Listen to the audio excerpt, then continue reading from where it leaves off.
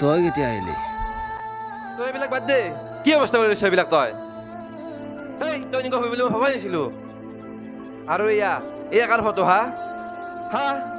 বিদিশা কোন হয় তোৰ? বিদিশা আজি 4 মাহমান আগত তাই মোৰ গাৰ্লফ্ৰেণ্ড আছিলে। দুয়োকে বহুত ভাল পাইছিলোঁ।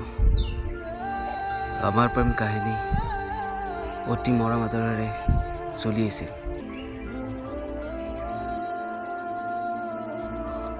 এনেদৰে চলি থকাৰ পিছতো এদিনাখন তাই মোক আহি ক'লে